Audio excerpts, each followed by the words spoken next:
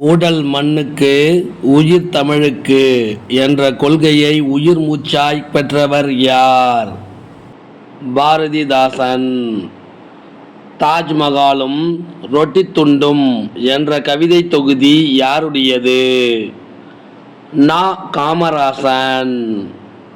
உயிரின் முயற்சியே வாழ்வின் மலர்ச்சி என்று கூறியவர் யார்? ந.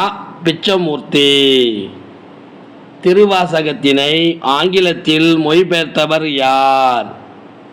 ஜி.யு. போப். மதங்க சூளாமணி என்னும் நாடகம் பற்றிய ஆராய்ச்சி நூலை எழுதியவர் யார்? விபுலானந்தர். உயிர் அமுதாய் என்ற நூலின் ஆசிரியர் யார்? ராஜலட்சுமி. பிறர் செய்த உதவியை மறவாது இருத்தல் என்பது நல்லொழுக்கத்தை விதைக்கும் விதை போன்றது என கூறும் நூல் எது?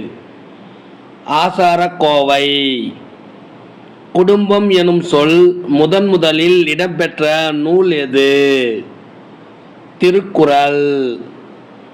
புது கவிதையை நெடும் கவிதையாக்க முடியும் என நிரூபித்த கவிதை நூல் எது? கவிராஜன் கதை. திருவள்ளுவரை உலகப் புலவர் என்று கூறியவர் யார்? ஜி.யு. போப். தமிழ்நாட்டில் சைவ சமயம் பற்றி எழுந்த முதல் காப்பியம் எது? பெரிய புராணம். பெரிய புராணம் காட்டும் முப்பொருள் என திருவிக்கா கூறியவை யாவை? உலகம், உயிர், கடவுள். மாற்றம் என்பது மானுட தத்துவம் என்று கூறிய கவிஞர் யார்? கவிஞர் கண்ணதாசன். கபாடபுரம் என்னும் நூலை எழுதியவர் யார்?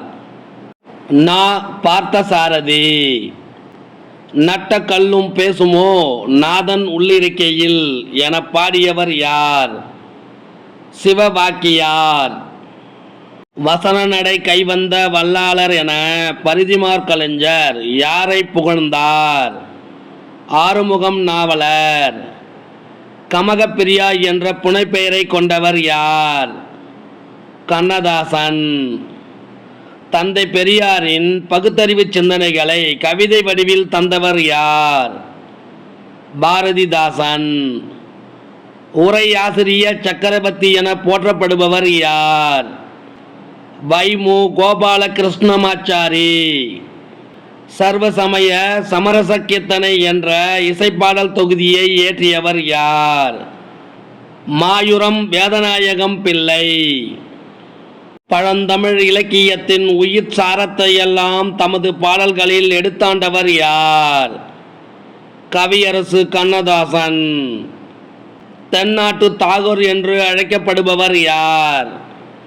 வெங்கடரமணி. நாளை என் தாய்மொழி சாகுமானால் இன்றே நான் இறந்து விடுவேன் என கூறியவர் யார்? ரசூல் கம்சதேவ். கவிதையில் சுயசரிதம் எழுதிய முதல் கவிஞர் யார்? பாரதியார். ஏழையின் குடிசையில் அடுப்பும் விளக்கும் தவிர எல்லாமே எரிகின்றன என்ற வரிகள் யாருடையது? வள்ளிக்கண்ணன். இந்த வினாவிடை உங்களுக்கு பிடிச்சிருந்தா சின்னதாக ஒரு லைக் பண்ண மறக்காதீங்க. தேங்க்யூ.